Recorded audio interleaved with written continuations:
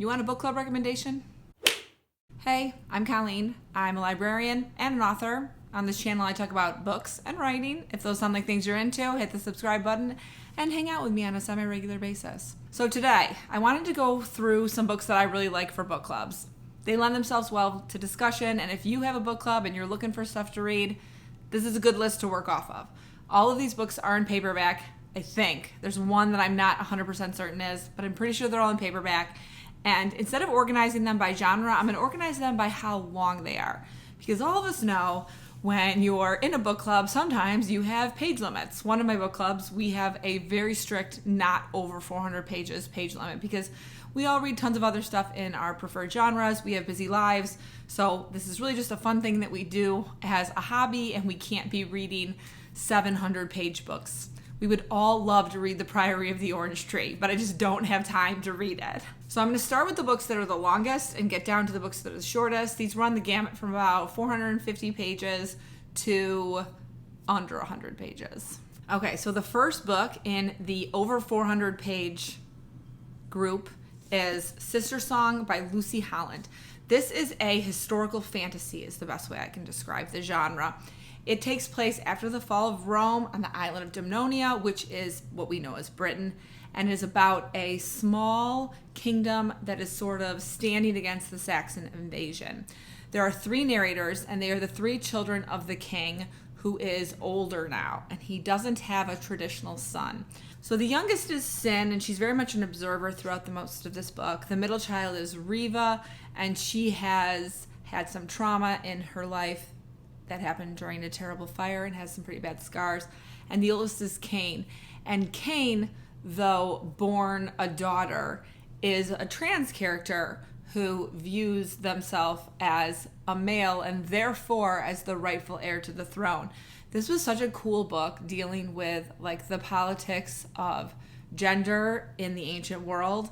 There's also a character in here who's gender fluid, which I loved that character. I'm not going to tell you who it is because it's kind of a surprise, but I really liked how the book handled it, how the book handled like not only being, feeling like you're stuck in the wrong body, but like you're stuck in the wrong role, because Cain obviously believes that he should be the rightful heir to the throne and solve all the problems that their kingdom is having. This book has such a beautiful ending, and it's very heartrending. It's definitely not like a happy ending, but you do get great closure and a really wonderful story that feels almost like a folktale when you're reading it.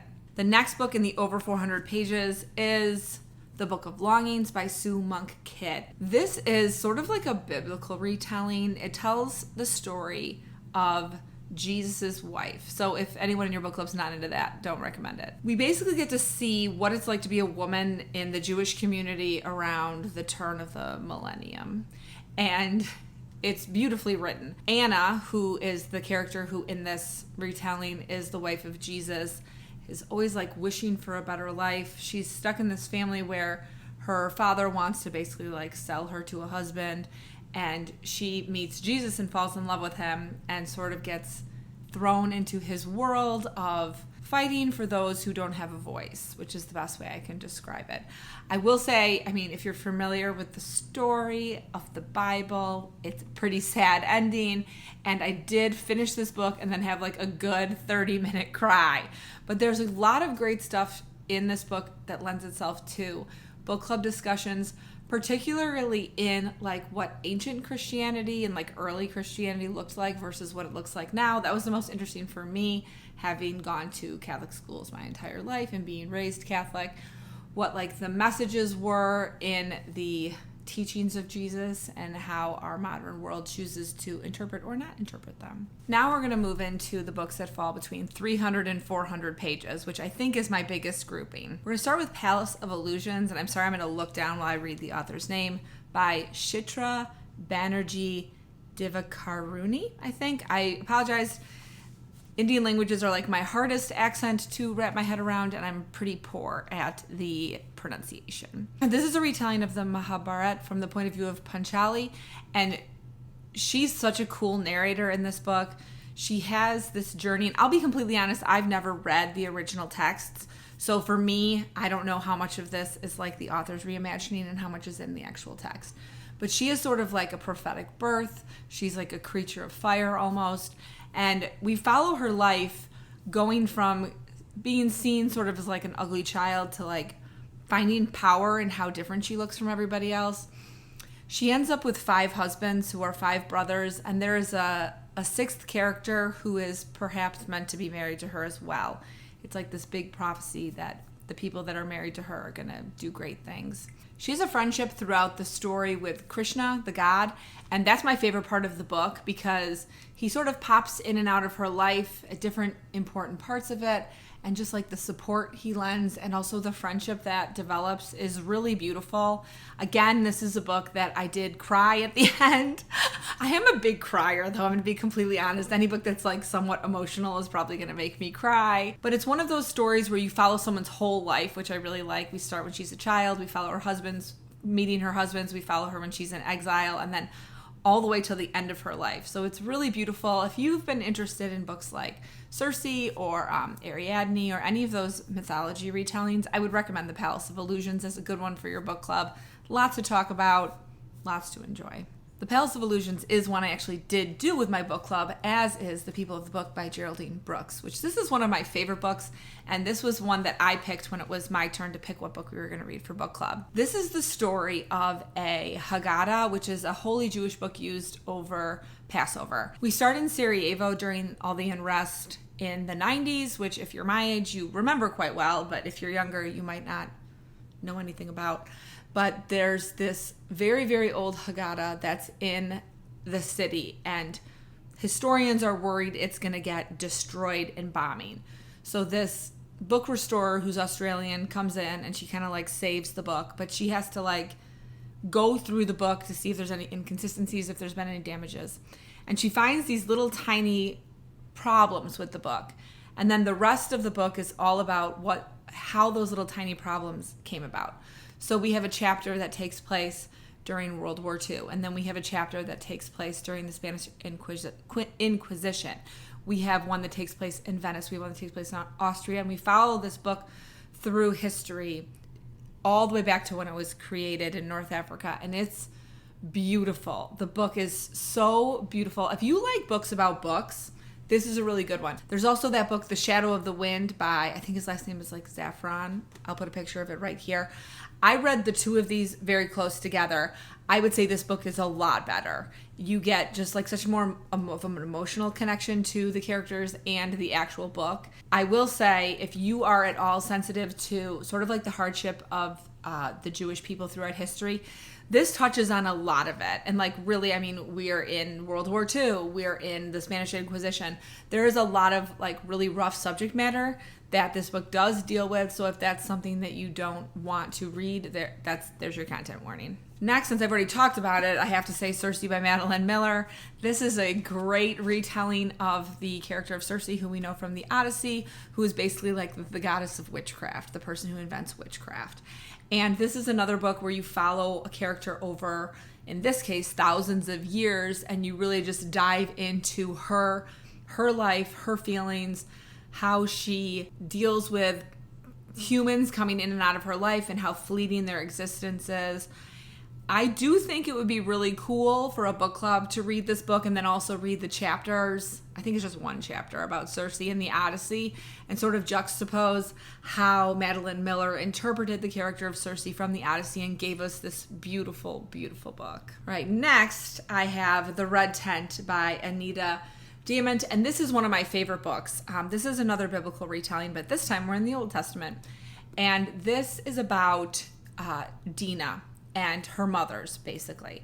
So Dinah is the only daughter of Jacob, and if you are an elder millennial, you will remember that Jacob had 12 sons because Joseph and the Amazing Technicolor Dreamcoat was big in the 90s. But Dinah is his only daughter, and he had 4 wives, and the story is about the 4 wives, how they all came to be married to Jacob, and then what happened to Dinah. There is a part in the Bible that says that Dinah was raped by a neighboring tribe, and that it started this animosity / war between the 2 tribes when her brothers took retribution.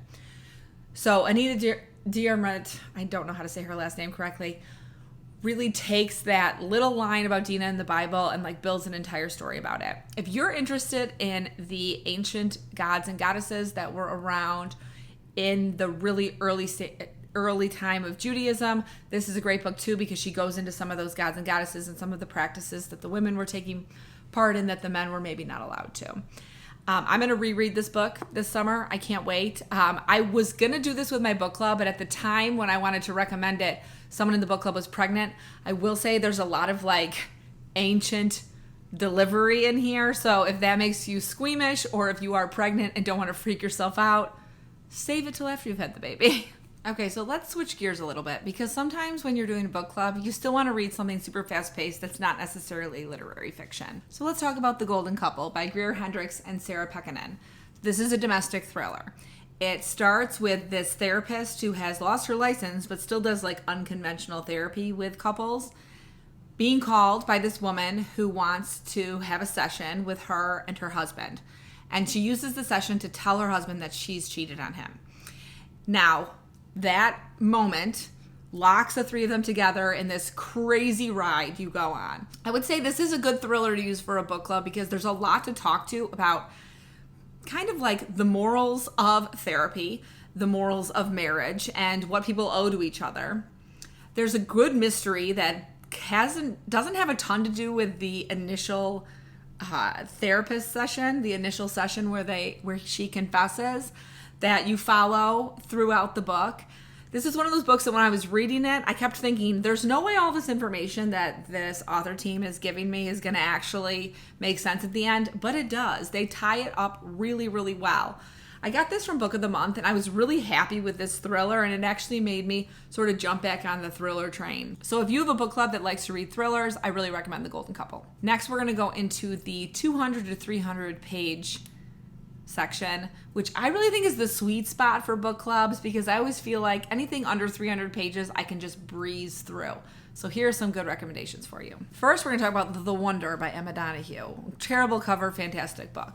This is a historical psychological thriller. So the main character is Lib, and she is a English nurse, and she's sort of been commissioned by this town in Ireland to come figure out whether or not a miracle is occurring. So there's this child who I think is named Anna. Yes, there's this child, Anna, who's 11 years old, and she's not eating and she's not dying. And the church is saying that it's a miracle, but they want proof. They want to prove that it's a miracle, that this is happening. So Lib and then also a nun have been commissioned to sort of give Anna 24-hour surveillance, to make sure her parents aren't sneaking her food, to make sure she's not sneaking food when everyone else is sleeping. So Lib and the nun start this, and they're not allowed to talk to each other, is also this weird thing, because they don't want anyone sort of like conspiring together. They have this schedule that's 8 hours on, 8 hours off, and Anna lives in pretty abject poverty. So Lib is spending, 8 hours staring at this 11-year-old, making sure she doesn't eat. And then she gets 8 hours off to maybe sleep, but maybe not if it's the middle of the day. And then she has to work another 8 hours. So her mind starts to play tricks on her. There's a great scene at the beginning where Lib goes through her entire room to make sure there's no food hidden in her bed or in her pillowcase or anywhere. And it really sets the tone of unease that this book gives. And there's also a great background that the potato famine has happened, but Lib doesn't really know what it is and what happened and how terrible it was, because the media in England wasn't really showing it to the English people. They were just allowing the Irish to suffer. Lib has a great struggle with her faith. What does she believe in? Does she believe this is actually a miracle? Does she believe something crazier is happening? I read this book in one day. I just sat down and consumed it because I just needed to know what happened. Very good. The Wonder by Emma Donoghue. Next, we have a book that I literally finished 2 days ago, and it was fantastic and definitely a 5-star read, and it's Blackbird House by Alice Hoffman. I love Alice Hoffman. The Dove Keepers is one of my favorite books, and I obviously really like Practical Magic also. This book was fantastic. It has a little bit of an unconventional organization to it, but it was so charming and so engaging. I just can't say enough good things about this. So instead of following a group of characters, we follow a piece of land over about 200 years. We start in pre-Revolutionary War Massachusetts in a coastal town in this piece of land. And we begin with this woman who has a husband who is a fisherman, which most of the men in this town are fishermen, and he buys this piece of land so that their sons don't have to be fishermen, which is obviously very dangerous at the time period. Every single chapter is a different person who lives on this land. But in every single chapter, Alice Hoffman manages to create these characters that you feel so unbelievably connected to, and your heart just aches for them because you do really follow large chunks of their lives. So you see their love, their loss, their joy, their sorrow. At times, I feel like this book is like a love letter to grief because it deals a lot with grief and how grief sort of changes people and shapes their lives in a way that is very different than what they thought their life was going to be. I can't recommend this enough. It's very short. It's definitely closer to 200 pages than 300. It was 225 pages, and it was an absolute delight to read. Definitely a 5-star read. Recommend it to your book club. Next, I have a book that I gave to one of my neighbors and didn't get back, and it is The Terrible by Yrsa Daley-Ward. And it is a memoir, but a very unconventional memoir. I read this book last summer, and it's another book that I read like in a single day. It's not very long. You just kind of burn through it. The subtitle is A Storyteller's Memoir, but I feel like a poet's memoir would be even better because Yrsa Daley-Ward writes the most beautiful prose that when you're reading her writing, you feel like you're almost reading poetry. You follow her life as a child and into her 20s. She's not that old, so it's not like, someone who's in their 80s looking back at their life. So this is really a story about childhood, teenage years, and your 20s. And you sort of follow like big events that take place in her life, her parentage, and how her father's never in her life. And it really is a source of pain to her, finding out what happened to her father, what happens with her as she grows older and grows more beautiful, and her mother has these boyfriends that maybe don't have great intentions, how she moves around and finds herself living with different family members and ultimately finds herself living in London and working as a model. It's such a beautiful read. It is a heavy read because her life has not been super easy and there is a lot of heartache involved, but there's so much to talk about just if you look at the beauty of her writing and the way she structures the story is phenomenal. Now we're going to get to the under 200 pages, which I had to throw this in because I feel like a lot of times when my book club meets, that we always switch up who picks the next book. And sometimes when you have something really busy coming up, like maybe it's the holiday season or you're going to be a really busy time at work, but you don't want to skip book club. You just want a book that's nice and short that you can read really quickly. So all of these books are under 200 pages. Most of them can be read in like a spare afternoon if you have one. Here we go. First up is The Empress of Salt and Fortune by Nghi, which I have talked a lot about this book in several of my videos because I love it so much. I got it from the library. I don't own it, so there's the beautiful cover. This book is written like a folktale, and you're following Nghi, who is a non-binary monk traveling around Imperial China, but like more like a folkloric version of Imperial China than like actual Imperial China. And they are collecting stories. And in this one, because there's multiple in the series, there's 2 out so far, the 3rd one's coming out soon, I can't wait. In this one, Nghi meets Rabbit, who is an old woman, and decides to tell them her story. And it's about the time she spent with the Empress. This story just enraptured me. Talk about read this in a day. I read this book in like 2 hours. I literally don't think I got up to get a drink or go to the bathroom because it was so engrossing. And it made me so excited that this is a series because Nghi's writing is so engaging. You just feel like she's sitting next to you and telling you this story, or you're sitting next to Nghi listening to the story. Wonderful. If you have a book club that loves either historical or fantasy, I'd heartily recommend this.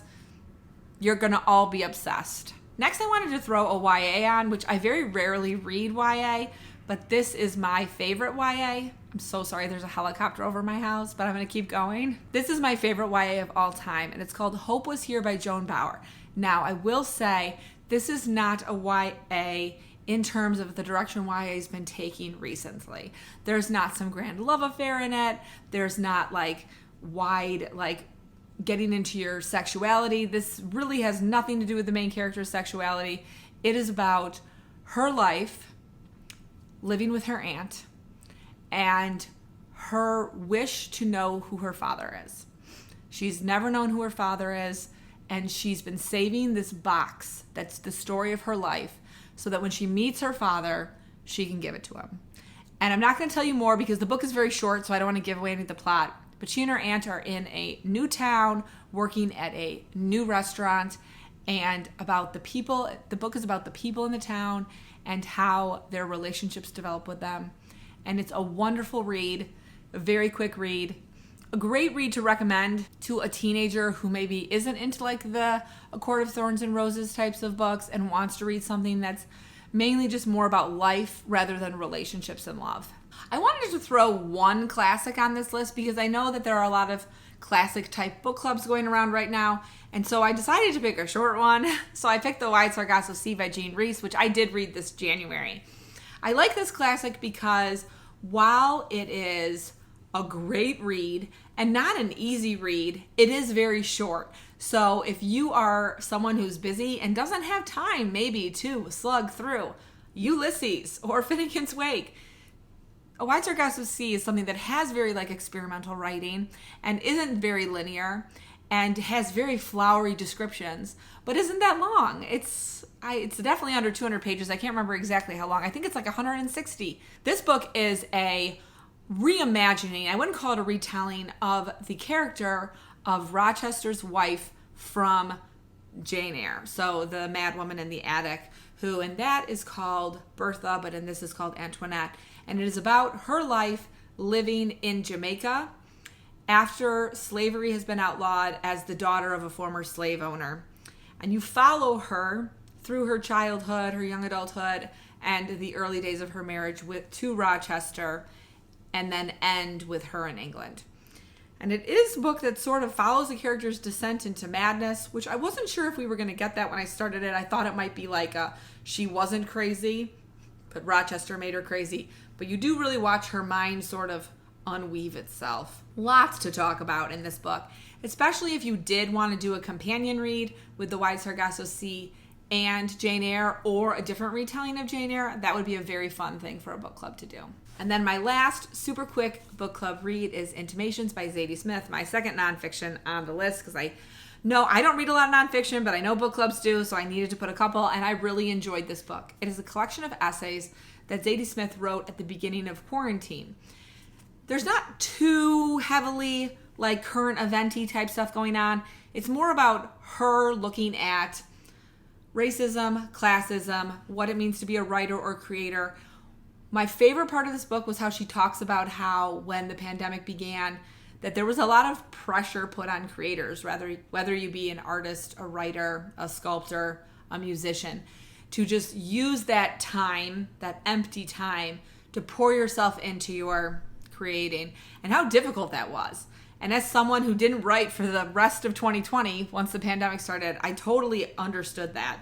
She also talks about motherhood, what it means to have children, what it means to be privileged and have children.